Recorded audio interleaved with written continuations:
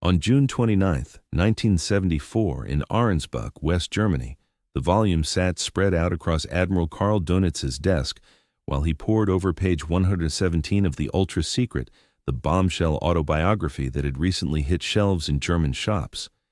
His calloused fingers clutched the book's margins as his gaze moved across the English words, rendered into German by his assistant, exposing realities that upended 3 decades of his convictions. Starting in May 1940, we deciphered German Navy, ground forces, and aviation signals nearly as fast as the Germans did themselves.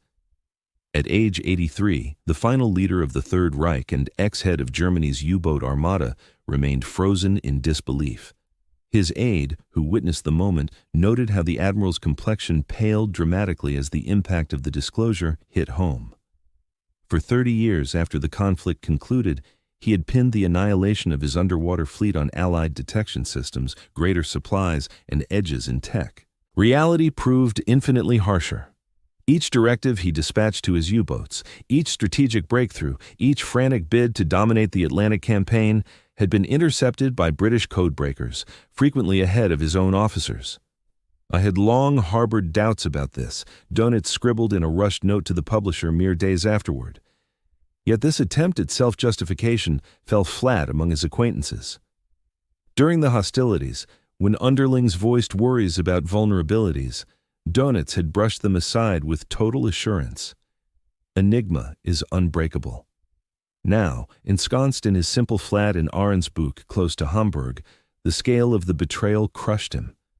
783 submarines sunk, 30,000 sailors perished under the ocean's surface, all due to the coding mechanism he had relied on blindly being steadily unraveled from the war's 3rd year. The formulas promising Enigma's invulnerability, boasting a theoretical 3-10/114 potential setups, counted for naught against Polish code experts, British puzzle solvers, and basic mechanical calculators he had no inkling of. Every maneuver choice, every mission command, every urgent adjustment lay bare to foes who monitored his classified exchanges. The bold assurance of German code specialists hinged on figures that appeared invincible. The basic 3-rotor Wehrmacht Enigma device provided 17,576 rotor starting points times 60 wiring orders, yielding more than 1 million core setups. Incorporating the switchboard links with their 150 150 variant pairings ballooned the overall variance to a staggering 158,962, 555, 217 to 26, 360,000 options. Dr. Erich Hüttenhain, chief of OKW-Chi, the Wehrmacht's Signals Intelligence Unit, grasped the slim chance of cracking Enigma via numeric scrutiny. Still, as he confided to Allied questioners amid the 1945 Target Intelligence Committee probes, he deemed it inconceivable that anyone would invest the colossal labor involved. This wasn't just arrogance. It stemmed from a precise evaluation grounded in the era's tools and assets. Verifying all Enigma permutations would demand, per German estimates, squads of skilled decoders laboring non-stop for spans longer than the cosmos's lifespan. Even with seized devices minus the ever-shifting daily codes from securely held manuals, opponents would face resetting puzzles afresh each day, a chore that German number crunchers figured would tie up thousands of experts in perpetual shifts. The Kriegsmarine layered on extra safeguards that appeared to lock in total protection. Admiral Donitz enforced the tightest encoding rules across the German armed forces. U-boat signalers underwent elite instruction at the Marine Nachrichtenschule in Flensburg-Mürwik, dedicating months not only to machine handling, but to protocols designed to render the setup impenetrable. Manuals appeared in dissolvable crimson ink on rose-colored sheets, vanishing in 30 seconds upon wetting. Heavily laden pouches made certain the items plunged straight down if jettisoned at sea. U-boat skippers toted private pistols under strict mandates to execute any sailor who botched the obliteration of coding gear as capture loomed. Rolling out the 4-rotor M4 Enigma for U-boats on February 1, 1942, dubbed Triton by the Germans and Shark by Allied codebreakers, marked what German naval intel viewed as the pinnacle of encoding safeguards. featuring 8 selectable rotors versus 5 for other branches, plus the extra rotor injecting yet more intricacy, the array of potential arrangements. The tally of successful code breaks surged by a multiple of 26.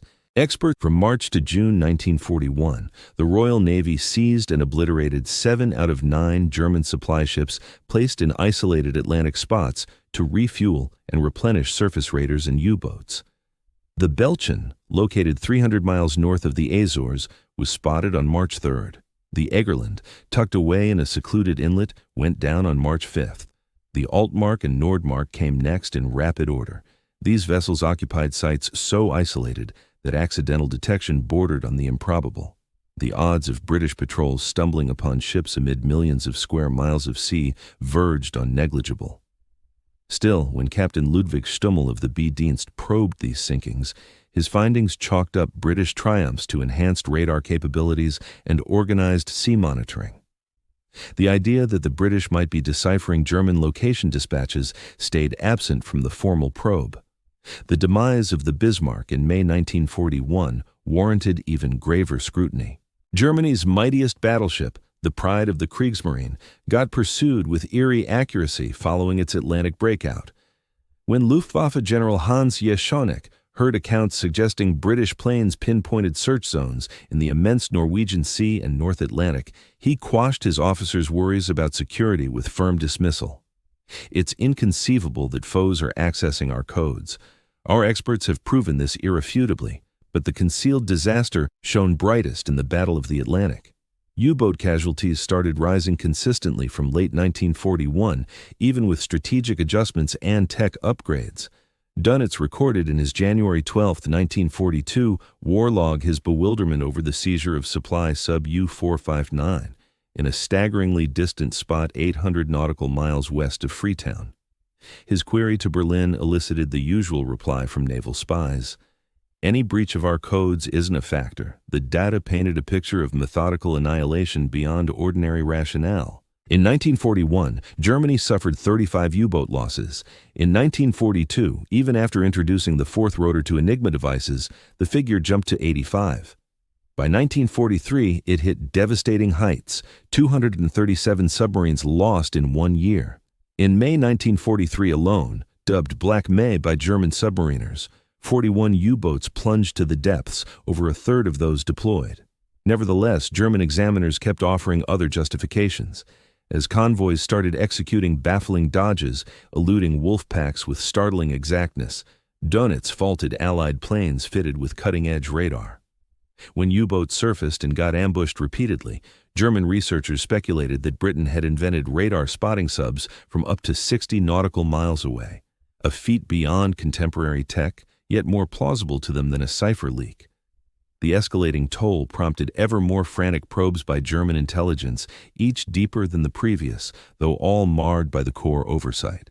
The ironclad belief that Enigma stayed unbreakable. The most revealing inquiry followed the British capture of U-570 on August 27, 1941. The sub yielded to a British Hudson bomber after taking hits south of Iceland, possibly with its full set of crypto gear undamaged. Captain Ludwig Stummel from B-Dienst took charge of probing the risks. His probe proved exhaustive, questioning survivors, dissecting the sub's final signals, and piecing together its likely capture sequence. Stummel's October 1941 assessment exposed the mental snare that lingered through the conflict. He conceded that an intact seizure of the Enigma and codebooks by the British could in theory unlock German naval comms. Yet, he swiftly rejected it. Fears of our covert ops being exposed lack basis. Our cipher seems unbreached. His are. The reasoning appeared to follow flawless logic. Even if the British had obtained the machine along with the existing keys, that advantage would vanish once the keys were updated on November 1st. Moreover, standard procedures required the disposal of all encryption materials, and it was reasonable to expect the crew had carried out their responsibilities. What STML had no way of knowing was that U-110 had been seized completely undamaged 3 months prior, on May 9, 1941, handing the British not only an Enigma device, but also essential codebooks and instructions for operation. The team from HMS Bulldog, under the command of Sub-Lieutenant David Balm, discovered the submarine's radio compartment untouched, with code books laid out on the desk and the Enigma unit still heated from recent operation. Included in the seized items were configurations for exclusive high-command signals and the Kurt Signaler short signal codebooks, which explained how the Germans shortened transmissions to evade Allied radio direction finding. The probe that could have uncovered the full truth occurred in the spring of 1943, triggered by the devastating toll of Black May. Admiral Donitz, eager to grasp why his wolf packs were suffering methodical annihilation, initiated the war's most thorough security examination. The panel, headed by Corvette Captain Meckel, delved into various possibilities with remarkable diligence. Their initial assumptions centered on the METOX radar alert devices aboard U-boats. German experts speculated that these units might be rebroadcasting signals exposing submarine locations. A Focke-Wulf 200 Condor plane fitted with sensing tools verified that METOX outputs were detectable from distances reaching 110 km. Every U-boat received immediate instructions to stop utilizing radar sensing apparatus. Yet, as the sinkings persisted without respite, attention shifted to another idea. Maybe, they pondered, the Allies had devised infrared sensors able to identify the thermal traces from submarine diesel engines. German maritime technical units initiated an urgent initiative to create specialized infrared blocking paint, and U-boats back from missions were quickly coated with this trial substance. Nevertheless, the casualties kept rising. A key development arrived when a downed RAF bomber close to Rotterdam on February 3, 1943, produced a complete H-2S radar unit. German researchers were astonished to learn the British had pioneered centimeter-wave radar functioning on frequencies their detectors couldn't pick up. This discovery sparked yet another urgent effort to produce updated sensing devices, with initial Naxos radar detectors arriving at U-boats by September 1943. During all these inquiries, a certain theory stayed strikingly overlooked in any deep analysis. As Admiral Karl Donitz, chief of the Naval Intelligence Service, had argued in his 1941 evaluation, deciphering Enigma would demand an extraordinary sequence of improbable occurrences, acquiring machines and active keys, unraveling safeguard protocols, cracking high officer signals, and ample opportunity for code breaking before key rotations.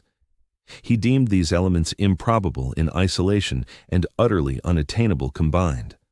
Ironically, Germany's triumphs in decoding Allied ciphers bolstered their confidence in Enigma's invulnerability. B-Dienst, the German Naval Intelligence Service, had notched impressive feats by infiltrating British naval codes, and this prowess persuaded top German officials that they comprehended the espionage contest at hand. Captain zur See Hans-Joachim von Bonin, who directed B-Dienst's English language unit, had deciphered the British naval cipher, number 3 employed for convoy exchanges. By December 1942, his group was accessing 80% of captured British convoy dispatches, frequently mere hours after sending. Wilhelm Tranau, Germany's premier naval code expert, managed to forecast convoy paths 10 to 20 hours ahead, enabling U-boats to align ideally for ambushes. This accomplishment fostered a perilous mindset. Officers in German naval intelligence figured that since code cracking demanded such vast resources and elite skills, peaking at over 5,000 staff, then the British surely encountered equivalent or tougher barriers against Enigma. They understood from their own efforts that even possessing seized codebooks, sustaining ongoing insight into faux messages, necessitated relentless oversight and routine breakdowns during code updates. What escaped their notice was that even as they reveled in tracking British convoy paths, the British were intercepting nearly all other German transmissions, U-boat locations, mission directives, logistics plans, combat strategies, and even Dönitz's confidential reports to Hitler. The Germans secured short-term battlefield gains while forfeiting the broader conflict, but those immediate wins obscured the overarching disaster. The ultimate twist unfolded in spring 1943, when B-Dienst's triumphs inadvertently hastened Germany's downfall. By deciphering British convoy signals, Tranau enabled precise Wolfpack deployments with PE with flawless accuracy. The British, having intercepted German deployment directives alongside their own intercepted signals, precisely pinpointed the assembly points of U-boat packs. They skillfully diverted supply convoys away from these predator groups while directing specialized hunter-killer teams straight toward the lurking submarines. Meanwhile, the Germans reveled in their code-cracking triumphs, unaware that their U-boats were steering right into meticulously set ambushes. In his unpublished personal accounts, Captain Heinz Bonatz would eventually recount his mounting doubts during the closing months of 1943. The adversaries appeared to possess an almost supernatural insight into our formations. Merchant fleets would shift direction at the very last instant, invariably slipping just outside our scouting perimeters. Resupply subs fell into capture at isolated rendezvous spots for refueling. It felt as though they were witnessing our maneuvers play out in real time. However, whenever he voiced these worries, his superiors assured him time and again that Enigma's safeguards had been rigorously validated through mathematical certainty. Safeguarding the ultra-secret, the designation for insights gleaned from deciphered Enigma intercepts, stood as one of the grandest ruses in the annals of warfare.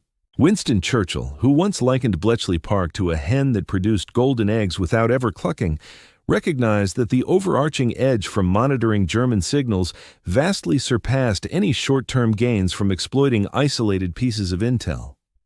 The protective framework encircling Ultra was unparalleled in its breadth and efficacy. In 1940, Group Captain Frederick Winterbotham, selected by Secret Intelligence Service head Stuart Menzies, set up the Special Liaison Unit, SLU, network. These outfits, which grew to 40 across the globe, enforced strict oversight on the dissemination of Ultra data. Every SLU operative underwent personal scrutiny by Winterbotham and pledged under the Official Secrets Act, fully aware that any breach could result in a post-war death sentence for treason. Security protocols at Bletchley Park edged into the realm of obsession. The sprawling 581-acre grounds bristled with Army checkpoints, housing more than 9,000 staff members in total isolation from one another. Analysts in Hut 8, focused on naval Enigma puzzles, remained oblivious to the efforts in Hut 6, targeting Wehrmacht signals. Inside individual huts, workers handled just their assigned segments. A language specialist could devote years to converting German dispatches into English, all while ignorant of their origins or broader context. To conceal Ultra's origins, the British devised ever more intricate ploys. The initial ruse centered on a fabricated elite espionage ring, code-named Boniface, purportedly led by a Berlin-based German defector with top-tier access to signals. Whenever leveraging Ultra intel for strikes, they staged phony scouting missions to fabricate credible narratives of detection. Following the Ultra-guided dismantling of an Italian convoy headed to North Africa, British operators broadcast a deliberate message via a code the Germans had cracked, extending fictional gratitude to a phantom informant in Naples for the crucial tip.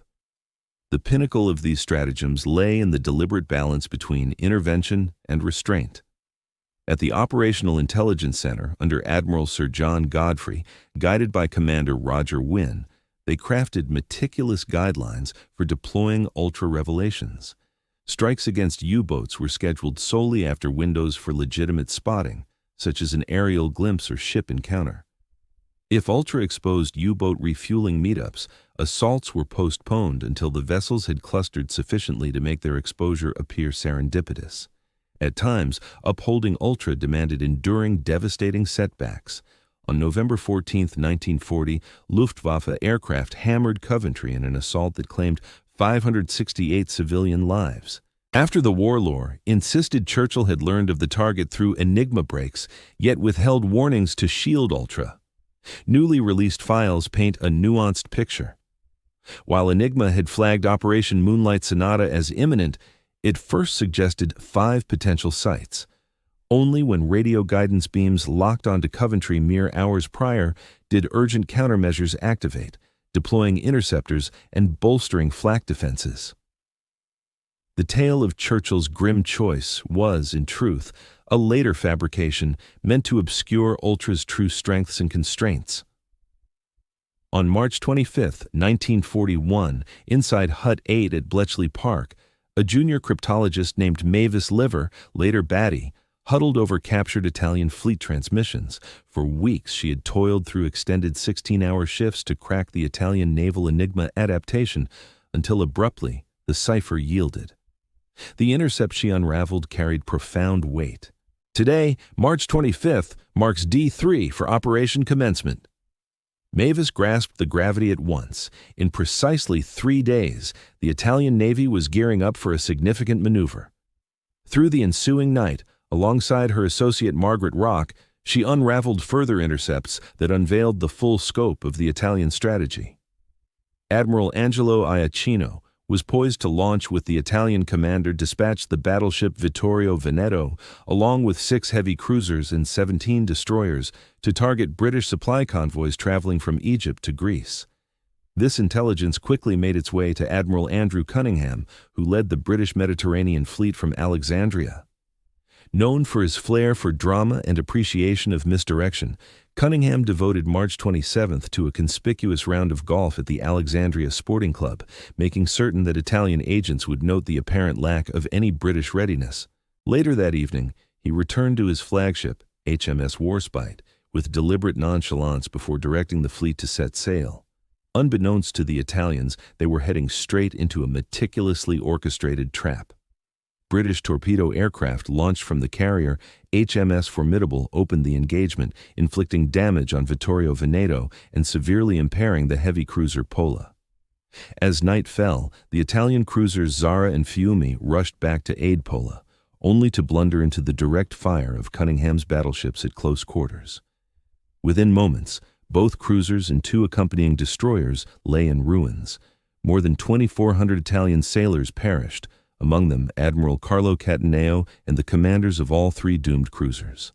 Admiral Iacchino, who escaped injury on the wounded Vittorio Veneto, blamed the catastrophe on British dominance in radar and fortunate scouting efforts. In his post-war assessment, he noted, "The adversary's detection of our squadron can only be credited to their advanced aerial surveillance and radar capabilities, enabling them to follow our path despite the darkness." The notion that the British had deciphered Italian naval directives for several days evaded scrutiny from both Italian and German evaluators. The setback reverberated deeply into Axis maritime strategy. Hitler, already wary of surface fleet engagements following the sinking of the Graf Spee, viewed the Battle of Matapan as proof that the Mediterranean remained firmly under British control. The Italian Navy, once a formidable danger to British shipping routes, refrained from launching any further large-scale assaults. Remarkably, throughout the ordeal, neither Italian nor German spies ever considered that code-breaking efforts, rather than scouting or radar, had engineered their downfall. On May 18, 1941, at 11:30 p.m., a teleprinter in Hut 8 at Bletchley Park sprang into action with a captured German naval dispatch. Harry Hinsley, a 21-year-old Cambridge student repurposed as a codebreaker, grasped its urgency right away. The signal from Admiral Gunther Lütjens on the battleship Bismarck announced his exit from Gotenhofen, now known as Gdynia, for Operation Rheinübung, a raiding campaign against Atlantic trade. The British Admiralty had braced for this development over many months. Bismarck posed the most severe peril to convoy traffic in the Atlantic since hostilities erupted. Armed with 8 15-inch guns and cutting-edge targeting mechanisms, it could overwhelm any British cruiser and evade any battleship able to challenge it. Should Bismarck penetrate the key Atlantic corridors, the resulting devastation would be unparalleled. Yet, armed with ultra-decrypts, the Royal Navy gained precious time to respond. Admiral John Tovey deployed the home fleet for an intercept. Meanwhile, Force H, commanded by Admiral James Somerville, advanced northward from Gibraltar as the cruisers HMS Norfolk and HMS Suffolk took up vigil in the Denmark Strait, instructed to trail the target via their innovative Type 284 radar. Each maneuver followed a script derived from broken German communications. When Bismarck surfaced in the Denmark Strait on May 23, the British framed the sighting as a fortunate patrol by HMS Suffolk. In truth, Ultra had disclosed not merely the ship's path, but its exact schedule. The ensuing clash, which claimed HMS Hood, marked an unforeseen tactical blow for the British, though overall success was secured in advance. Now compromised, Bismarck leaked fuel and remained under surveillance by radar-outfitted pursuers, their updates fueled by fresh Enigma decryptions. On May 25th, Admiral Lutyens committed a decisive blunder. Believing British radar had slipped away briefly, he broadcast an extended wireless report to Naval Group West outlining his injuries and plans. The broadcast dragged on for over 30 minutes, ample opportunity for British radio direction finders to triangulate his location. Even more crucially, Codebreakers at Bletchley Park unraveled the content swiftly, exposing Bismarck's course toward Brest and its fuel shortage, which precluded agile escapes. The climax played out with somber certainty. Catalina patrol planes stumbled upon Bismarck exactly as ultra projections indicated. Torpedo-carrying swordfish from HMS Ark Royal, pushing their endurance in brutal conditions, miraculously landed the vital strike that locked the battleship's steering. Come the morning of May 27th, the assembling British capital ships HMS King George V and HMS Rodney reduced Bismarck to wreckage with relentless barrages. From the 221 German crewmen on board, just 114 endured. Grand Admiral Erich Raeder, head of the Kriegsmarine, dissected the fiasco with mounting exasperation. How could the British sustain communication over vast expanses of sea? In what way did they manage to assemble superior strength exactly when it mattered most? His inquiry determined that advancements in British carrier-based aircraft and detection systems had outpaced what the Germans had anticipated. The notion that the British might have intercepted all his directives didn't even cross his mind. In his post-war recollections, penned long prior to the Ultra disclosure, Raeder blamed the setback on faulty equipment and a fortunate enemy strike from the torpedo hit, blissfully unaware that chance played no role whatsoever. Admiral Dönitz took charge of the war's most massive U-boat armada at the start of May 1943. A force of 116 subs scoured the North Atlantic, grouped into aggressive wolf packs bearing fierce monikers like Feininck, Finch, Amsel, Blackbird, Emser, Tit, and Star. Experts at Germany's B-Dienst were deciphering British convoy signals, leaving Dönitz convinced that triumph was imminent. "The foe displays clear fatigue," he noted in his log on May 1st. "Just one more focused push, and we'll sever the Atlantic lifeline." Unbeknownst to Dönitz, Codebreakers at Bletchley Park had pulled off a pivotal decryption feat that doomed his entire squadron. Following a 10-month lapse triggered by the rollout of the four-rotor Enigma, Allied specialists had at last cracked the M4 code. Drawing on seized codebooks from U-559, salvaged by crewmen who perished while extracting them from the doomed vessel, and the pioneering Colossus, the first electronic digital computer, they resumed eavesdropping on German naval messages almost immediately after dispatch. The inaugural convoy clash of May foreshadowed the devastating losses ahead.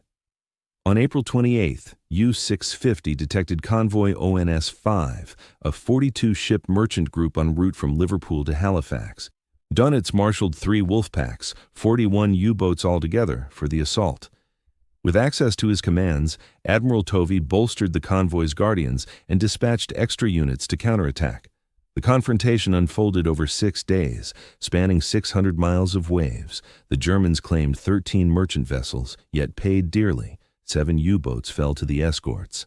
U-192, under Captain Lieutenant Heinz-Eugen Eberbach, noted in text as Lieutenant Vera but preserving intent, succumbed to depth charges from HMS Loosestrife. U-638 vanished with its entire crew after HMS Sunflower rammed it. U-125, U-531, U-438, U-630, and U-528 met swift ends soon after. For the first time, the Allies held the upper hand in the toll. Yet this marked only the onset. Through May, every convoy engagement turned into a rout for the U-boats. Armed with German positioning signals, the Allies steered their shipments past weak spots in the barriers while sending hunter-killer teams straight to Wolfpack rendezvous. Planes fitted with innovative lee lights surprised U-boats recharging batteries under cover of darkness. Vessels armed with Hedgehog forward-throwing projectors notched success ratios that astonished their officers. Mid-month, convoy HX-237 eliminated 3 U-boats without a single cargo loss. Convoy SC-130 accounted for 5 subs, emerging unscathed. The The escort carrier USS Bogue, guided by flawless Ultra Intel, dispatched 6 U-boats over 6 weeks. Germany's underwater fleet was vanishing quicker than replacements arrived, claiming veteran skippers who had endured years of combat in seas they once ruled. The figures painted a grim picture. 41 U-boats gone in May 1943, nearly a quarter of the active force. 7 met doom from planes in the Bay of Biscay during departures or returns. 6 fell while topping off fuel from milk cow tankers at spots exposed by Ultra. 12 perished to escorts that appeared to predict their maneuvers. The rawest loss was U-209, obliterated on its maiden voyage with all 50 aboard on May 7th. The most battle-hardened was U-192. Its leader, a survivor of 12 outings, plunged to the depths on May 6th. By May 24th, Donitz signaled the retreat that signaled the Battle of the Atlantic's close. Every U-boat to pull back from North Atlantic lanes and consolidate off the Azores' southwest shores. "The Battle of the Atlantic is lost," he confided to his diary. He pinned the rout on Allied radar and air power, blind to how his signals had engineered the fleet's demise. Among Ultra's most astonishing features was how narrowly the Germans skirted the reality, only to be steered astray by Allied deception ops. The cleverest ruse centered on the Lucy Ring, a Soviet espionage web based in Switzerland with uncanny insight into German war plans. Codenamed Lucy, Rudolf Rössler was a German exile and publisher in Lausanne who headed what looked like an autonomous spy outfit. Starting in 1942, he fed Moscow precise details on German campaigns, especially along the Eastern Front.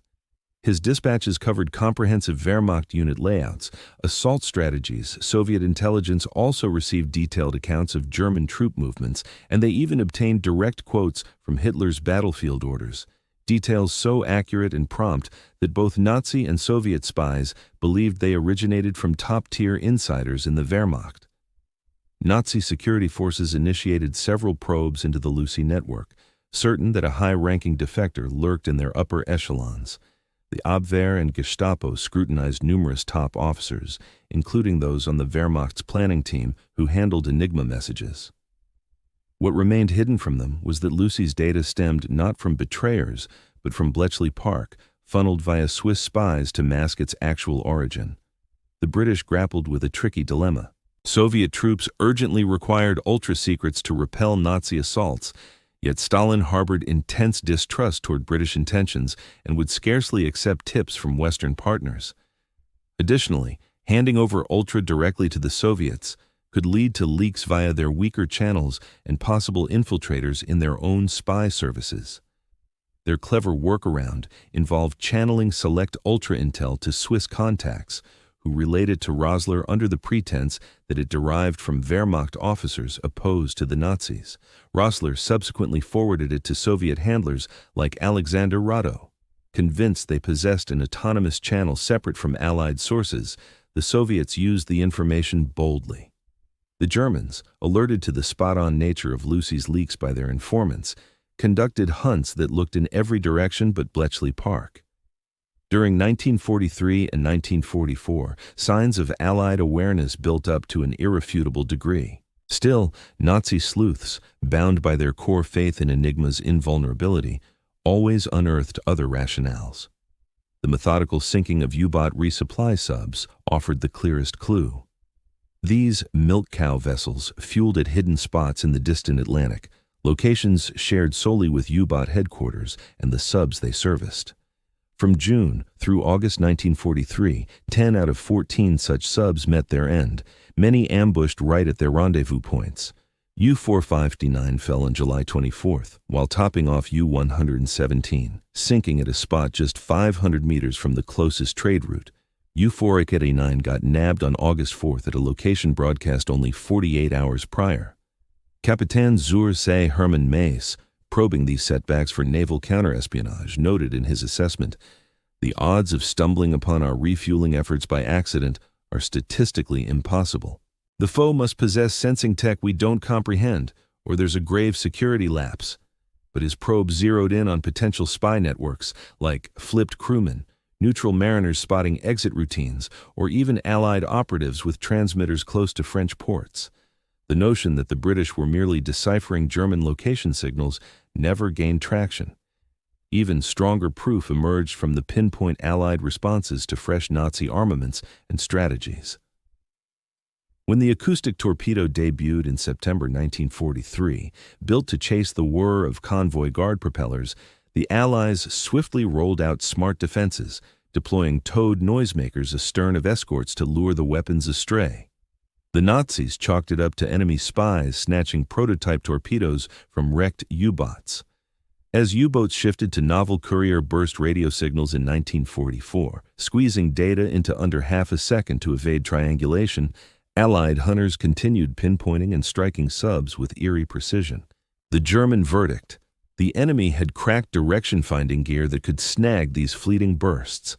The Japanese naval liaison in Berlin, Captain Yuzo Tadashi, offered maybe the sharpest insight. After reviewing Allied actions in 1944, he cabled Tokyo that the enemy's intel sharpness implied they were cracking German signals. This defied Nazi safeguards, but nothing else matched the facts. His dispatch, snagged and unraveled by U.S. codebreakers who had pierced Japanese diplomatic ciphers, sparked momentary alarm at Bletchley Park. Luckily, German sea intelligence brushed off Japanese worries as mere alibis for Tokyo's spy flops in the Pacific. Admiral Karl Dönitz stood as perhaps the saddest emblem of this German crypto delusion. Seen as a tactical genius and motivating commander, his own skill ironically blocked him from seeing reality. His streamlined control setup, which he viewed as his top achievement, ultimately doomed his armada. Dönitz had transformed. He directed submarine operations using his Wolfpack strategy, managing tactical decisions from a central command post. Through advanced radio equipment, he oversaw U-boat missions directly from control centers in Lorient, Paris, and ultimately Berlin. Each U-boat captain relayed details on their location, fuel levels, torpedo stocks, and enemy sightings. Dönitz would then coordinate assaults much like a maestro guiding an orchestra, directing vessels toward merchant fleets with exact coordinates and timing. This approach demanded ongoing wireless exchanges, which ironically enabled Bletchley Park's codebreakers to monitor every U-boat across the ocean. Dönitz sent more than 70 messages each day to his flotilla, all decrypted by British intelligence experts. These instructions exposed not only immediate locations, but also planned routes, patrol schedules, and strategic developments. Still, Dönitz's trust in the setup remained unshaken. When staff raised concerns about the heavy radio use, he countered with in-depth technical justifications. The Enigma cipher was impervious to machine-based cracking, he argued. German communications protocols outmatched any fleets in the past. Abbreviated code manuals shortened transmissions to evade signal tracing. Shifts in frequencies and identifiers thwarted pattern detection. In his view, Teutonic engineering excellence ensured total protection. His personal logs show a leader growing irritated by the Allies' uncanny foresight, yet he never doubted his core principles. Page after page details convoys executing improbable dodges, destroyers materializing in unexpected spots, planes spotting U-boats at unlikely times. But his assessment stayed the same. The foes boasted greater planes, advanced detection gear, and endless supplies. He never jotted down the glaring truth: they're intercepting our signals. The deep commitment to his leadership method blocked any such insight. Confessing that Enigma had been pierced would force him to admit his whole submarine doctrine, the breakthrough that positioned him as Hitler's heir apparent, was deeply misguided. Every directive issued, every maneuver devised, every vessel dispatched to doom had been laid bare to adversaries. Such a revelation would have been devastating. Post-war, prior to the ultra-secrets disclosure, Dönitz clung to unwavering belief in his choices. In his 1958 autobiography, he blamed U-boat casualties on enemy industrial might and tech edges. He figured Germany required 300 active subs at once to sever Britain's lifelines, unaware that triple that number couldn't have succeeded if the Allies kept deciphering his orders. On May 9, 1946, at the Nuremberg International Military Tribunal, Admiral Karl Dönitz faced charges over his U-boat campaigns, facing interrogators from the victorious powers. His statements that session unwittingly highlighted Germany's blindness to ultra, even as they brushed perilously near the reality. The foe's edge in pinpointing our subs was total, Donitz declared under oath. Come 1943, casualties hit unsustainable heights. I had no choice but to pull back from the shipping lanes. When grilled on particular episodes, Donitz's responses skirted the true reason. On the sinking of resupply U-boats at isolated spots, he noted, we figured they'd invented fresh, far-reaching sensors, maybe infrared or unseen emissions. We probed for spies, too, but turned up nothing. Queried on convoys that eluded wolf packs with eerie accuracy, he said, Allied patrols from the sky blanketed everything. They kept near constant watch over huge swaths of sea. Paired with their radar, that let them shadow us and steer shipments safely. The accusers, privy to ultra, yet sworn to silence for decades more, hammered Donitz on key intel lapses without spilling the beans. They probed the nabbing of U-459 right at a fuel rendezvous, the wipeout of wolf packs at staging zones, the quick unraveling of big tactical shifts soon after rollout. For every query, Donitz offered a gadget-based rationale. High-frequency locators, centimeter-wave radar chatter among vessels, talk between ships' radios enabling swift escort teamwork, airborne ship-spotting radar, magnetic irregularity detectors, sonobuoys. Bits of each were spot on, these tools were real and in play, but none explained the core intel superiority that amplified their impact so lethally. The sharpest moment arose when Sir David Maxwell Fyfe, the prosecutor, quizzed Donitz on probes into comms leaks. Admiral, did you ever doubt even for a moment that your messages might have been intercepted? I probed this concern on several occasions. Our cryptography specialists repeatedly confirmed that Enigma remained unbreakable from a mathematical standpoint. Cracking it would demand far more computational power than any country possessed. Still, your defeats kept piling up. Indeed, those stemmed from the adversary's advanced technology rather than any lapse in espionage. They deployed radar capable of spotting a periscope from 20 meters away, planes that struck out of nowhere, and armaments we had no effective defense against. You never entertained the notion that they could be deciphering your wireless transmissions.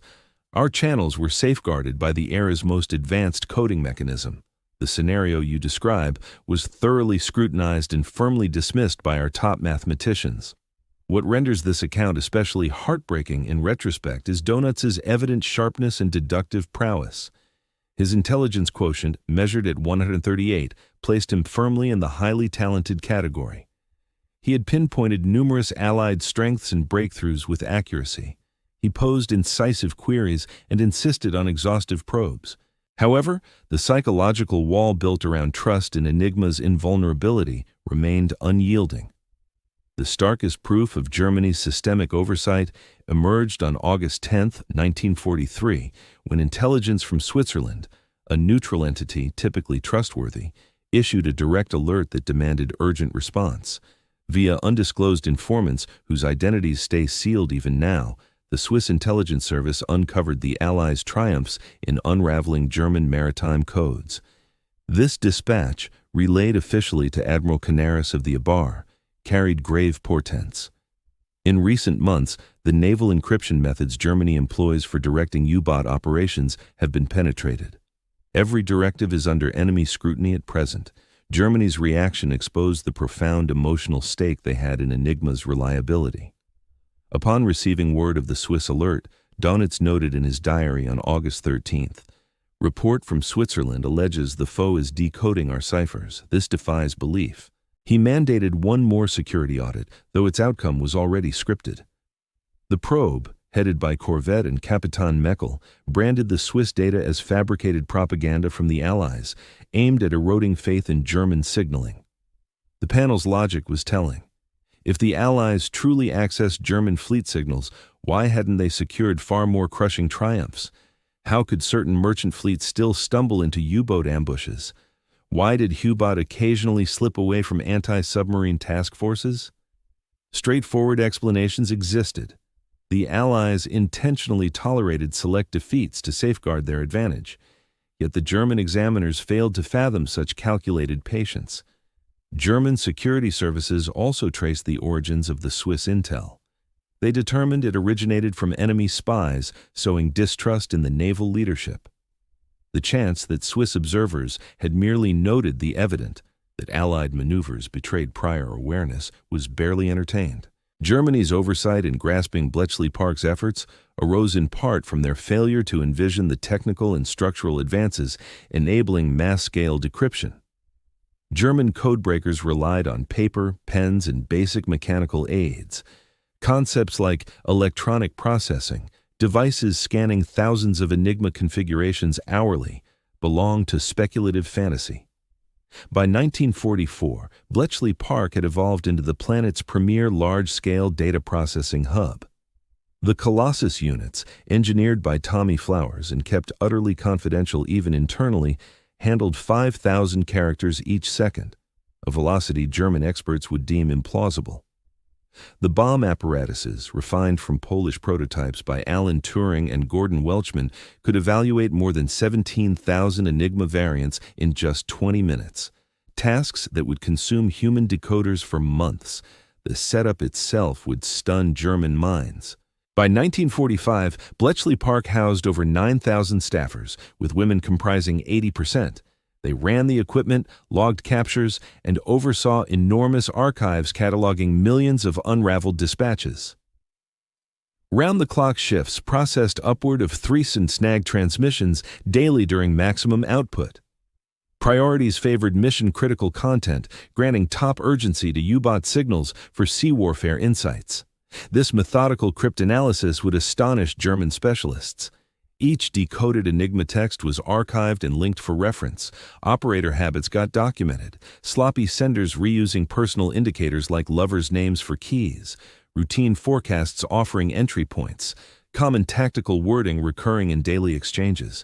The British had transformed an endeavor the Germans viewed as handcrafted into an assembly line operation. Breaking Enigma was regarded as an artistic endeavor. German cryptanalysts later voiced their shock at the immense efforts poured into cracking it.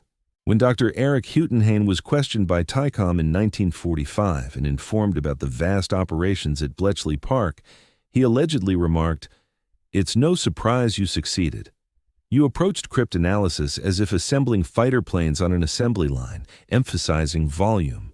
We viewed it as composing verse, relying on solitary brilliance." A pivotal instance of almost uncovering the truth unfolded on November 30, 1943, as a British Lancaster bomber crashed near Berlin.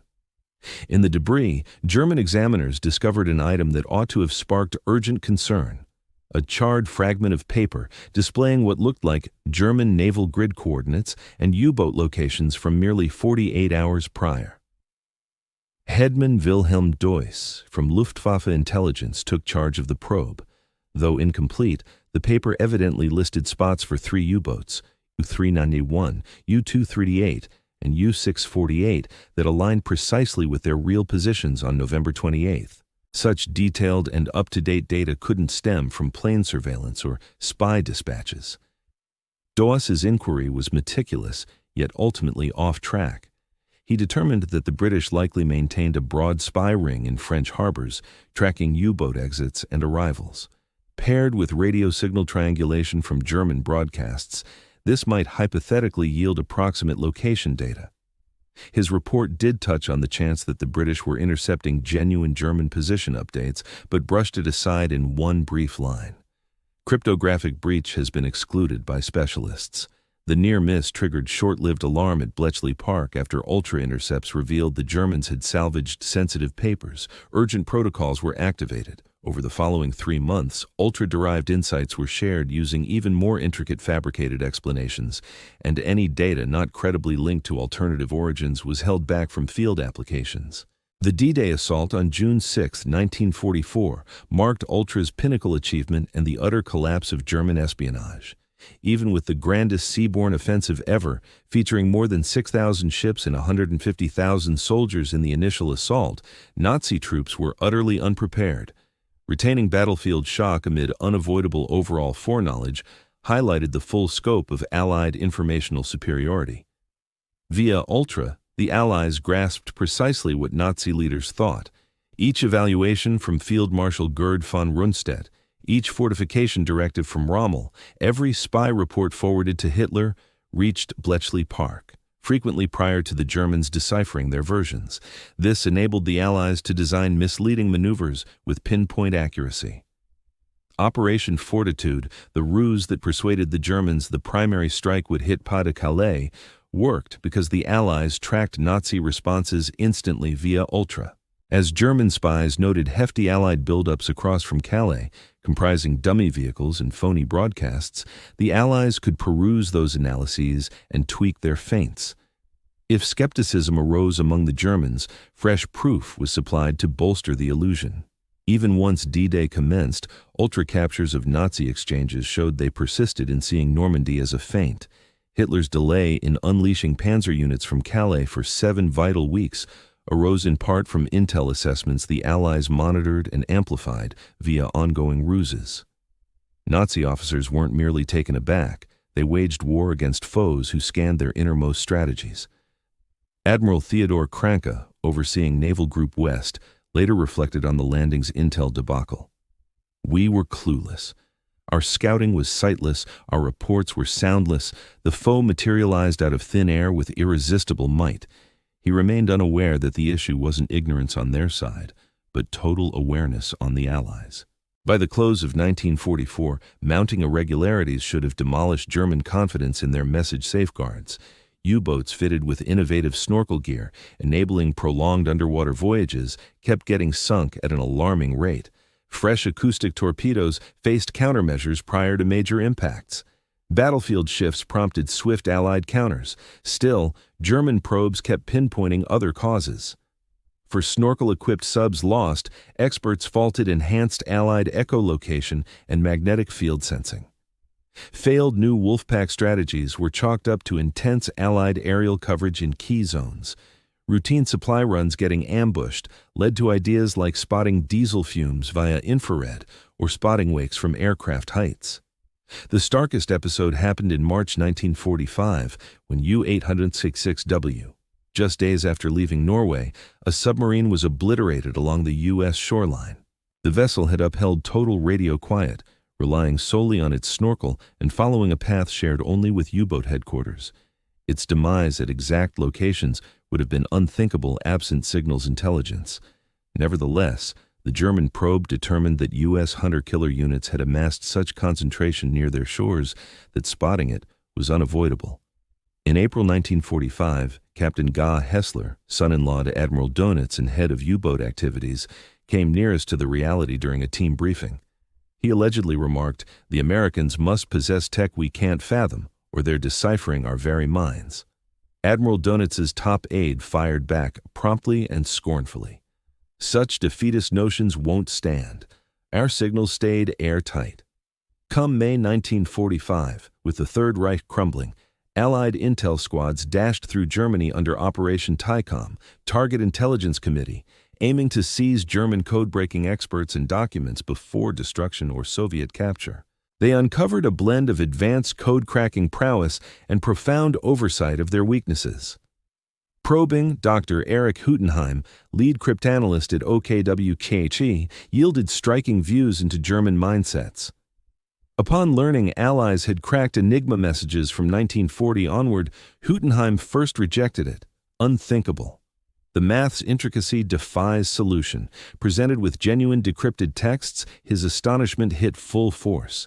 Yet pulling this off would demand thousands of staff and unimaginable assets. As questioners detailed Bletchley Park's vast effort, Huttenheim's reply exposed the mindset divide shielding Ultra. "We figured cracking Enigma would take more effort than any country would sensibly pour into code breaking. We couldn't conceive you'd rank it as a war essential on par with assembling planes or drilling troops." Wilhelm Trano, the gifted B-Dienst code expert who'd shattered British convoy ciphers, showed similar dismay in his TICOM questioning. He conceded, "We sensed trouble. Far too many flukes, too many fortuitous finds, but each time I raised code breach ideas, they branded me alarmist. Cracking Enigma was mathematically out of reach." Grillings of rank-and-file staff exposed broad doubts that authorities had quashed routinely. Signal handlers noted recurring signs of enemy pre-awareness. U-boat leaders pondered why enemy fleets always veered just right on cue. Spy evaluators logged improbable odds in Allied triumphs, yet across ranks, these worries got brushed off identically. Enigma's unbreakable. Most telling, perhaps, was quizzing Corvette Captain Heinz Banat, ex-chief of B-Dienst. Informed of Ultra, he remained mute for minutes, then uttered, "So victory was never ours. Once you pierced Enigma, defeat was sealed. All the fights, maneuvers, losses, mere postponements." The Ultra-Secret stayed guarded under the Official Secrets Act through 1974, marking one of Intel's tightest lockdowns ever. More than lacking specifics on impacts, Gordon Welchman, creator of the diagonal board tweak that powered the bomb devices, moved to America for secret projects. When he released his book, The Hut 6 Story, in 1982, he encountered that despite facing threats of prosecution under the Official Secrets Act, even his Ultra was broadly declassified. He passed away in 1985, at last permitted to acknowledge his contributions that aided the Allied victory, though still encountering official reprimand for disclosing tactical specifics. The barrier shattered in 1974 with the release of Group Captain F.W. Winterbotham's book, exposing the Ultra-Secret. Winterbotham, who had managed the dedicated liaison teams disseminating Ultra intelligence, had long battled to share the account. His reasons were multifaceted, seeking personal redemption, ensuring factual historical record, and worrying that vital insights into espionage and combat were fading away. The volume's appearance triggered ripples across scholarly circles and among remaining German military figures. Scholars found themselves compelled to overhaul their views of World War II entirely. Engagements once credited to masterful command or fortunate scouting turned out to stem from intel-driven maneuvers. Allied leaders who appeared clairvoyant now stood exposed as having intercepted their foes' correspondence. For German survivors, the disclosure proved crushing. General Adolf Galland, once head of the Luftwaffe fighter force, allegedly remarked, "For 30 years, I've been wondering how the Allies always seemed to know where we would be. Now I know they were reading our orders before we were." Admiral Donitz's reply was especially layered. In a rushed letter to Winterbotham's publisher, he asserted a long-standing hunch about signal breaches. Yet this assertion clashed with entries in his wartime journal, his after-action writings, and accounts from underlings who attested to his unwavering trust in Enigma right through the conflict. The urge to retrofitting doubt highlighted the profound injury to his career dignity. The starkest clash with reality unfolded at a 1978 gathering on intelligence history in Germany, marking the initial public encounter between one-time rivals. Organized by the German Naval Institute, it united Bletchley Park codebreakers with German code handlers who had managed Enigma networks. The main address spotlighted Harry Hinsley, a past Bletchley analyst and Britain's authorized intelligence chronicler, opposite Wilhelm Trano and fellow B-Dienst alumni. Hinsley systematically dismantled every German notion of their conflict-era safeguards. He displayed decrypted dispatches, outlined code-cracking methods, and unveiled the extent of Allied interception efforts. Germans reacted with a blend of expert respect and private anguish. Tranow, keeping his poise, posed queries on Allied approaches, evidently struck by the logical sophistication of the solutions. Yet, as talks shifted to battlefield impacts, tempers flared. The fiercest clash arose when Otto Kretschmer, Germany's top U-boat ace, challenged ex-Donitz aides, still justifying their period choices. As they invoked the steamroller concept, that German plans aimed to drain Allied forces maximally irrespective of leaks, Kretschmer erupted, "Steamroller. We were dispatching troops to slaughter in missions the foe anticipated fully. Every convoy directive, every ploy in the field, every frantic effort to shift momentum. They grasped it all, and you persist in calling this mere planning." The dispute almost turned violent until mediators stepped in. Still, Kretschmer's tirade captured the sentiment haunting many German ex-servicemen. Betrayal not from opponents, but from their superiors' denial of any code flaw risk.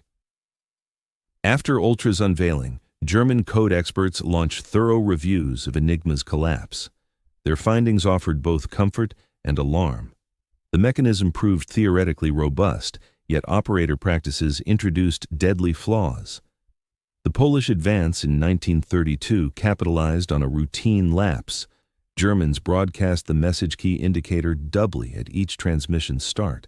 This duplication, meant to guarantee clear receipt, yielded the algebraic links enabling Marian Rejewski to map Enigma rotor internals via permutation theory. By the Germans' 1940 abandonment of the habit, the Poles had already passed their expertise to the British. Britain's triumphs expanded on Polish groundwork, but demanded huge advances in machinery. The bomb devices, crafted by Turing and Welchman, leveraged Enigma's core rule barring self-encryption for any character. Probing rotor configurations against probable or partial plaintext, cribs, the machines ruled out invalid options at rapid electronic pace. Though intricate, German protocols inadvertently boosted British decryption.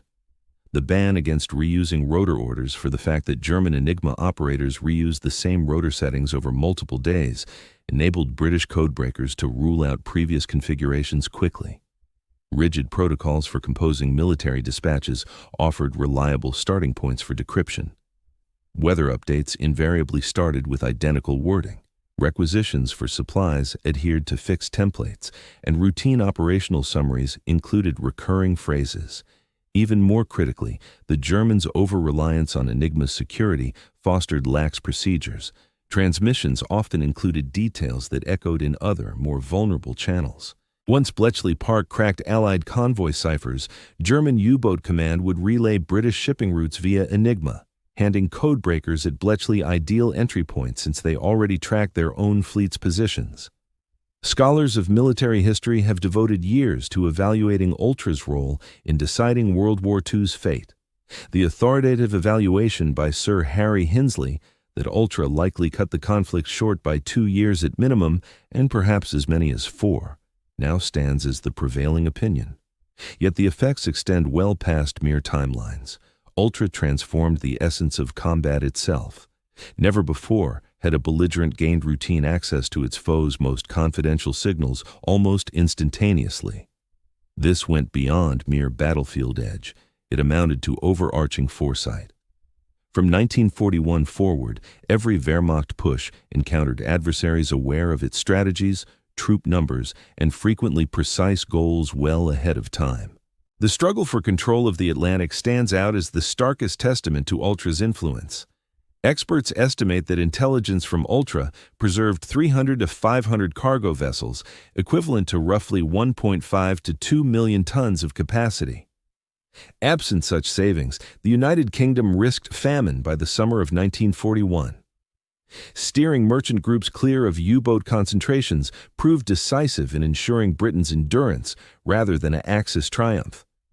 During the North African campaign, Ultra Insights let Montgomery engage at El Alamein, armed with comprehensive details of Rommel's intentions. He deployed his units precisely along the paths Rommel planned to exploit, setting up lethal zones that annihilated Axis tanks prior to any advance. At Alam el Halfa, Montgomery grasped the enemy's fuel reserves, armored capabilities, and fortification layouts down to specific vehicles.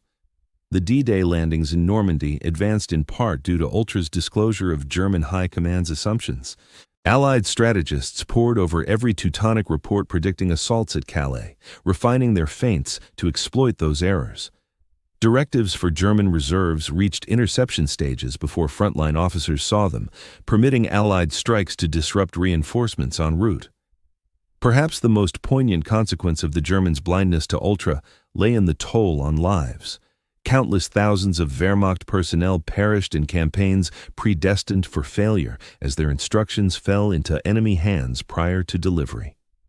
U-boat personnel endured the heaviest death rates of any branch, with 75% losses among the 40,000 sailors involved. They ventured into engagements where opponents pinpointed their locations, fuel levels, armament, and destinations with eerie accuracy.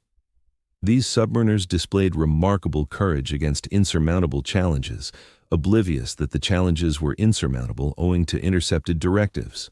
Luftwaffe valiant figures lost in forlorn assaults had essentially steered toward snares laid by foes who previewed their scripts. General Heinz Guderian, architect of Lightning War, confided in a posthumously found personal note that grasping Ultra felt akin to realizing one's existence formed a theatrical farce in which all but oneself held the dialogue. Each choice I rendered, directive I issued, scheme I devised, the adversary possessed full awareness. We functioned not as commanders of legions, but as performers before spectators versed in our dialogue. Admiral Dönitz, surviving to 1980, found the disclosure haunting his later days. Colleagues noted his growing isolation as he passed hours re-examining, struggling against fresh insights that his messages had been intercepted. Gold grappled with old conflicts. His unpublished final draft apparently included major updates to his perspective on the U-boat campaign, admitting that neither submarines nor strategic advances could have prevailed facing a foe who deciphered every directive. The mental toll reached far past top officers to everyday former soldiers. Survivors of U-boats established mutual aid circles to cope with the revelation that their efforts were undermined by signals intelligence instead of battlefield shortcomings. Pilots from the Luftwaffe re-evaluated the reasons behind their repeated numerical disadvantages during key intercept missions. Troops from the Wehrmacht came to see that their losses were exacerbated by top-tier intel breakdowns. The oversight in spotting Enigma's breach delivers deep insights into organizational myopia and the risks of unwavering confidence. The Wehrmacht's probe mechanisms were advanced, meticulous, and run by sharp, committed experts. Still, they flopped entirely due to an inability to challenge core beliefs. All probes began assuming Enigma remained impervious. Data got filtered via this viewpoint, with opposing ideas twisted to match the preset outcome. After several resupply vessels sank at isolated spots, examiners hunted for infiltrators, detection tech, or scouting ops instead of suspecting signal leaks. Whenever merchant fleets repeatedly dodged submarine packs, the fault went to Allied aerial patrols rather than pondering if ambush sites were pre-known. The isolation measures shielding Enigma also blocked full-scale threat assessments. Code specialists vowed to users that the setup defied cracking via proven theorems. Users promised leaders that protocols held firm. Leaders guaranteed upper echelons that safeguards endured. No one bore the duty to scrutinize the whole framework, and those who tried encountered systemic pushback to align. Teutonic ingenuity in tech turned into a weak point. The conviction that German design and math outshone Allied skills bred oversights. When clues pointed differently, fleets slipping away with uncanny accuracy, provision craft snared in far-off locales, the reply was to chase ever more intricate theories instead of conceding Allied code-breaking prowess might surpass theirs. Across the conflict, alerts came to Germans that they repeatedly ignored or twisted. Each one posed a chance to uncover reality, but structural short-sightedness blocked their view. In February 1942, the German naval liaison in Tokyo flagged that the U.S. Navy appeared to possess advance word on Japanese maneuvers. The Germans brushed it off as Tokyo's alibi for setbacks in the Pacific, ignoring the possibility that if Americans cracked Japanese ciphers, they could handle German ones too. Alerts from Swiss spies in August 1943 rang clear. German sea ciphers were exposed. Rather than probe the warning's core, Germans chased the origin of Swiss intel. They decided the Swiss got planted falsehoods from Allied spies, overlooking that impartial Swiss watchers had merely spotted the glaring trend of Allied prescience. Even inside German spy outfits, doubts got quashed routinely. When B-Dienst evaluator Lieutenant Friedrich highlighted improbable stats in fleet path choices, his findings vanished under a memo stating, "Stats alone can't pinpoint leak origins." When U-boat skippers noted that convoys appeared to foresee their spots, instructions urged tighter broadcast rules instead of doubting message safety. The sharpest twist in the Enigma saga stems from the B-Dienst's triumphs.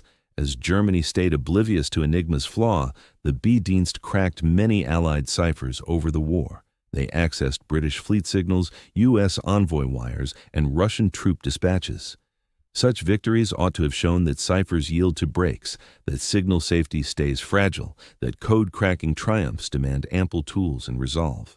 Yet their wins deepened the denial. German code experts grasped the toughness of deciphering, the vast inputs needed, the repeated dead ends. They mirrored their hurdles onto opponents, figuring that since Germany toiled against Allied ciphers amid huge pushes, foes tackling the elite Enigma must hit steeper walls. Wilhelm Trano's feats in decoding British fleet signals led him to believe he grasped code-breaking bounds. He recognized that even holding seized code manuals, sustaining steady breaks called for non-stop work and regular setbacks. The downfall came when the codes were altered. It was unimaginable that the Allies had transformed the practice, shifting cryptanalysis from a craft reliant on personal brilliance to a systematic science, from lone ingenuity to industrial-scale effort. The B-Dienst's battlefield triumphs in the end fueled a broader strategic collapse. Deciphering convoy signals enabled Wolfpack submarines to be deployed with pinpoint accuracy, yet these directives were relayed back via Enigma to U-boat command, handing Bletchley Park ideal starting points for decryption. German gains in tactical intelligence hastened their overall defeat in the intelligence war. Following the 1974 disclosure of Ultra, historians in the German military launched thorough reviews of World War II campaigns. Their findings shattered long-held views of German operational skill and Allied advantages in resources. The defeats in the Afrika Korps campaign in North Africa, once blamed on logistical shortages and enemy numbers, emerged as the product of intelligence mastery. Rommel's provisions were blocked since the Allies had precise knowledge of supply vessel timings and routes. His battlefield maneuvers fell short because Montgomery anticipated them ahead of the German unit's own leaders. The Battle of Kursk, history's greatest armored clash, gained new perspective through Ultra's lens. Soviet troops were aware of the German assault's precise schedule, forces involved, and goals well before it started. Seeming masterful, Soviet defenses turned out to stem from advance warnings delivered via British Ultra Intel, funneled discreetly through the Lucy spy network in Switzerland. Knowing that the entire German defensive buildup had been exposed to Allied strategists, reframed the Atlantic Wall's inability to halt D-Day. Rommel's barriers, Rundstedt's backup deployments, Hitler's core strategies, all stood bare to foes who intercepted their classified exchanges. The Atlantic Wall did not crumble under Allied industrial might alone. Rather, every flaw was anticipated and targeted. Re-evaluation extended to German successes as well. The Ardennes pushes early breakthroughs in December 1944 partly succeeded due to foul weather that delayed Ultra updates from reaching frontline Allied officers. Once skies cleared and signals flowed again, Allies pinpointed the paths of German thrusts and shifted reserves to counter them effectively. Through the 1970s, elderly German intelligence veterans, now aware of Ultra, shared crucial first-hand accounts of their wartime unawareness. Historians gathered these narratives from this fading cohort, yielding deep glimpses into the mindset behind intelligence breakdowns. Heinz Bonatz, once B-Dienst chief, confessed in a 1979 discussion, "Our cleverness backfired on us. Our deep knowledge of cryptanalysis blinded us to the possibility of superior rivals. We spotted signs of breaches, but dismissed them with ever more elaborate excuses. The stark reality that they were decoding our traffic was too horrifying to face." Dr. Erich Huttenheim, the Wehrmacht's lead cryptanalyst, mused in 1976, "The math held up. Enigma seemed impervious with the computing power we assumed existed. We never dreamed the British would commit thousands of personnel and millions of pounds to cracking it. We approached it as technicians, not as foes in a do-or-die struggle." Otto Kretschmer, the famed U-boat commander who endured after his 1941 capture, offered the most touching insight. "We set out for battle as if we were invincible fighters. In truth, we were casualties of our command's oversight.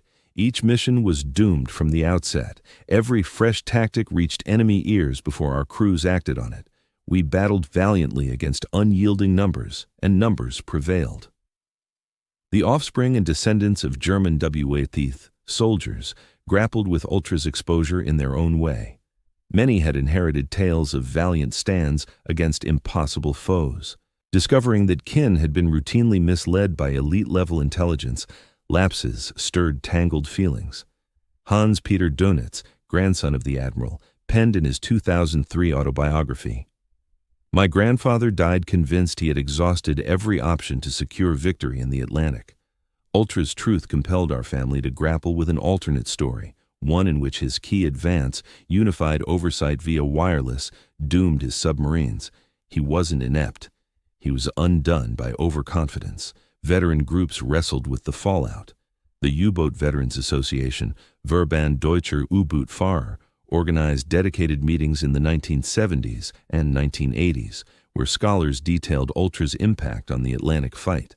Some old sailors at first denied the details, unwilling to believe their hardships had been worsened by command errors. Others drew an odd solace from realizing their losses stemmed not from individual shortcomings. The narrative extends beyond mere individual lapses, reaching deep into orchestrated breaches at the uppermost echelons. The saga of Enigma's breach left an indelible mark on Germany's cryptographic evolution after the war. Founded in 1955, the Bundeswehr introduced safeguards for messaging that were explicitly crafted to avert a repeat of the Enigma-like espionage disaster. Cryptologists in Germany rejected the notion of unbreakable codes, opting instead to presume that all transmissions might be vulnerable, and thus adopting protective strategies in response. Layers of encoding were deployed in tandem, with vital data dispersed over various mediums. Periods of total radio quiet became routine protocol, save for dire necessities, overturning the Wehrmacht's dependence on non-stop signaling. The mental toll on Germany's spy networks lingered for generations. The BND, as West Germany's espionage arm, functioned under a veil of near-obsessive secrecy in communications, at times impeding missions due to overzealous vigilance. Enigma's scar fostered an organizational mindset that anticipated betrayal over safety. In the years after Ultra's disclosure, expert military chroniclers devoted themselves to a full reevaluation of the European front in World War II. Engagements once dissected for strategic insights demanded total re-examination, now that it was clear one faction held unwavering informational dominance. The famed prowess of the German High Command in maneuvers seemed far less remarkable once it emerged that adversaries possessed foreknowledge of their schemes. The Wehrmacht's initial triumphs between 1939 and 1941, secured prior to Ultra's reliable decryption, sharply diverged from the relentless setbacks spanning 1942 to 1945, amid Enigma's full exploitation. Specific German leaders warranted fresh scrutiny. RML's legacy as the Desert Fox endured with some resilience. His genius in battlefield maneuvers held firm, despite being undercut strategically by Ultra. Yet figures like Dönitz faced a tarnished legacy. Their pioneering Wolfpack methods and unified oversight, formerly hailed as groundbreaking, were exposed as critical weaknesses that hastened collapse. Even Allied leaders needed re-evaluation. Montgomery's deliberate style at El Alamein struck less as timidity when bolstered by thorough intel on German deployments and forces. Eisenhower's expansive advance tactic felt more justified armed with ultra details on enemy stockpiles and aims. What once passed for leadership acumen frequently stemmed from intel edges. Even with thorough post-conflict scrutiny, a puzzle endures. How could German intelligence, typically adept and now and then exceptional, overlook Enigma's penetration so utterly amid glaring clues? The explanation resides not in personal shortcomings, but in a collective oversight shaped by interlocking influences. Unshakable faith in machinery turned into creed. Arrogance in expertise blocked acknowledgement of enemy tech edges. Bureaucratic inertia quashed personal reservations. Siloed operations blocked holistic review. Other rationales, no matter how improbable, appeared more believable than conceding wholesale comms betrayal. Above all, the emotional burden of grasping Enigma's fall would have proven intolerable. It implied that all battle strategies lay bare to foes. Every clever ploy was undone prior to execution. Each directive doomed legions to foreseen peril. The psyche recoils from such grim truths, favoring any other account over facing wholesale, methodical downfall. In 1979, 4 years post-Ultra's unveiling and a year shy of his passing, Admiral Karl Dönitz offered his closing remarks on the intel lapse that sank his U-boat armada. At 88, the final head of the Third Reich had grappled for 4 years with the fact that all his directives stood exposed to opponents. "Did I harbor doubts?" he remarked, his tone echoing faint Prussian command. "Naturally, I did. Everyone sensed unease, but hunch diverges from certainty. Guessing at foe advantages marks sound soldiery. Realizing your innermost strategies are laid open drives insanity." He halted, gazing from his modest flat's pane at the serene German landscape, worlds apart from the Atlantic arena where his sailors perished. Might victory have eluded us had we grasped it? No. Once Enigma cracked wide in 1941, fate sealed the conflict, yet defeat could have unfolded otherwise. Lives might have been spared via altered approaches, embracing holds, facing facts rather than shadows. "The deepest sorrow," he pressed on, "wasn't our fall, but our blindness to its cause. We faulted gear, supplies, skies, all but reality. 30,000 of mine sank in subs, countless in ventures foes anticipated before my officers got word. They perished heroically, battling a foe capable of deciphering our very intentions." His parting message, transmitted via ultra, bore the gravity of harsh lessons learned. During conflict, the most formidable adversary isn't the rival army, but rather one's unshakable confidence. We were convinced that Enigma remained impenetrable. That very assurance led to more casualties among my troops than every depth bomb and plane deployed by the Allies. The ultimate tally of Enigma's consequences emerges through grim figures that underscore the extent of German oversight, Enigma devices, and safeguards. More than 100,000 Enigma units manufactured from 1920 to 1945. 109 quintillion potential setups for the 3-rotor Luftwaffe model. 10 to the 23rd power feasible arrangements for the 4-rotor naval M4 type. Keys altered daily, demanding fresh decryptions every 24 hours. By 1944, over 200 unique radio frequencies employed separate Enigma codes, the decryption efforts. Poland's Cipher Bureau first cracked Enigma in December 1932. Bletchley Park began operations in August 1939. Staff peaked at 9,000 by January 1945, with 80% being women. 200 Bombal machines in use by the conflict's close. 10 Colossus computers constructed, the planet's inaugural programmable electronic computers. By 1944, capacity to process over 5,000 messages daily. From interception to decrypted insights, an average of 2.5 hours by 1945. German setbacks linked to Ultra. 783 U-boats sunk out of 1,162 built, yielding a 67.4% attrition rate. 30,000 submariners lost from 40,000 total, a 75% fatality rate. 41 U-boats destroyed in May 1943 alone, known as Black May. 167 million tons of Allied vessels protected via convoy rerouting. Over 500 merchant ships spared through ultra-informed detours. 76,075 Luftwaffe planes downed. Ultra aided in their targeting. 237 U-boats lost during 1943. The height of Ultra's influence. German probes that missed the mark. Over 15 key security probes from 1941 to 1945. 3 distinct efforts by Donitz to safeguard their naval Enigma. Each one unsuccessful. 5 varied hypotheses explored: radar, infrared tech, signal detection, espionage, turncoats. Not a single inquiry that truly examined Enigma's breach. 1 direct alert from Swiss spies in August 1943. Ignored outright. Numerous internal doubts quashed across command ranks. Aftermath effects. Strict confidentiality upheld for 30 years, from 1945 to 1974. Over 10,000 Bletchley Park workers kept quiet. Countless historical narratives needed total overhaul. The war likely shortened by 2 to 4 years per official chroniclers. Thousands of German ex-servicemen compelled to rethink their experiences. The tale of German unawareness regarding Enigma's vulnerability provides enduring alerts on the perils of total conviction in espionage and defense. It illustrates how skilled, sharp minds can overlook clear realities when organizational short-sightedness bolsters reassuring beliefs. Contemporary spy agencies examine the Enigma debacle as a stark lesson. The U.S. National Security Agency incorporates it into sessions on mental blind spots and protective presumptions. Britain's GCHQ employs it to stress the need to contest core beliefs. Armed forces globally dissect it as the ultimate case of intel breakdown amid abundant proof. The German misstep wasn't technical. Their encoding math held firm. It wasn't operational. Their defense measures were intricate and mostly effective. It wasn't cerebral. German codebreakers ranked among the elite globally.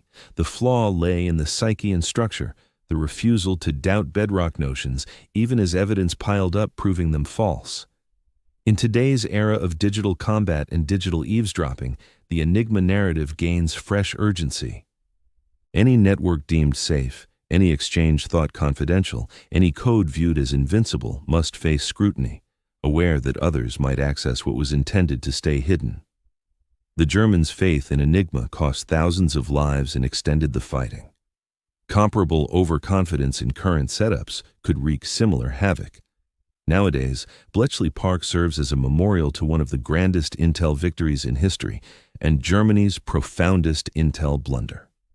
The sheds where youthful codebreakers shattered the unbreakable code endure. The bomb devices rebuilt, the chronicle unveiled after years of hush. Guests stroll areas where brilliant math fused with massive coordination to accomplish what German specialists deemed unattainable.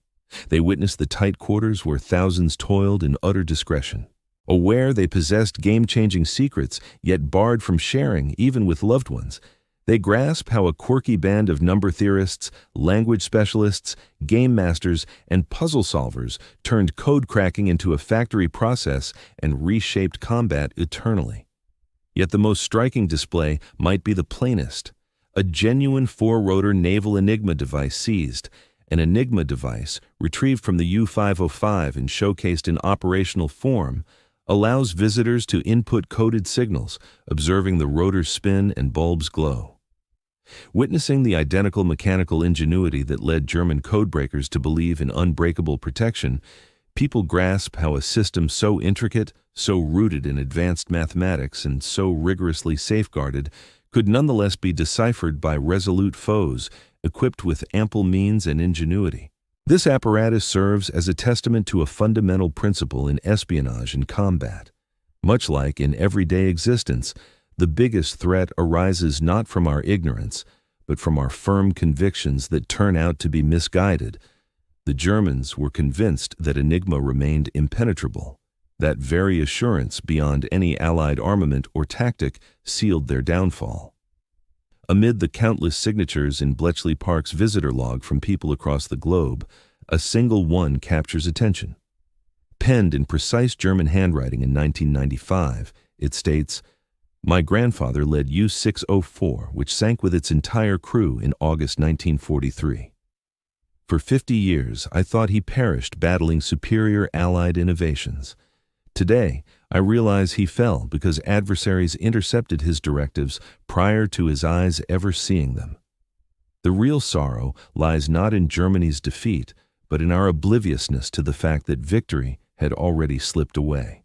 Bletchley Park's codebreakers merit our admiration, yet Enigma's warning demands our enduring vigilance. It concludes with just a German grandson who at last comprehends. The tale of how the Germans remained unaware that the Allies had unraveled Enigma ultimately illustrates the vulnerability of unwavering belief, the peril of organizational oversight, and the ruinous price of ignoring core presumptions. It serves as a caution that in spying, conflict, and personal affairs, our most formidable adversary is frequently the unchecked confidence in our grasp of reality. The 30,000 German submariners who met their end under the Atlantic's depths, the multitudes of Luftwaffe airmen downed from heavens where foes anticipated their paths, the Wehrmacht troops engaged in clashes directed by rivals who pored over their instructions, all suffered not merely from battle's brutality, but from a spying blunder so profound it stayed concealed from those who urgently required awareness. Ultra's confidentiality endured for 30 years following the conflict's close. Yet the deeper revelation that German faith in their defenses rendered them blind to evident breaches delivers insights that endure wherever countries hoard information and presume their transmissions inviolable. Once the pinnacle of German cipher expertise, The Enigma now symbolizes history's starkest emblem of the hazards posed by total conviction amid perpetual ambiguity. The Germans stayed ignorant, a denial sustained against mounting proof, marking one of the gravest spying mishaps in recorded annals. Ultimately, the Allies didn't merely crack Enigma, they did so while upholding flawless discretion, ensuring their rivals never realized their strategies lay exposed like an unlocked diary. That triumph, sustained by the discretion of multitudes and the artful staging of misdirection, ranks as warfare's paramount spying accomplishment. The narrative circles back to its origins with an aging admiral in 1974, clutching a volume that unveiled realities shattering his lifelong views on his defeat's causes. Karl Donitz's astonished hush that afternoon wasn't solely for the subordinates he mourned or the doomed campaign from Enigma's breach onward. It embodied the hush of realization that unyielding assurance had itself been the foe.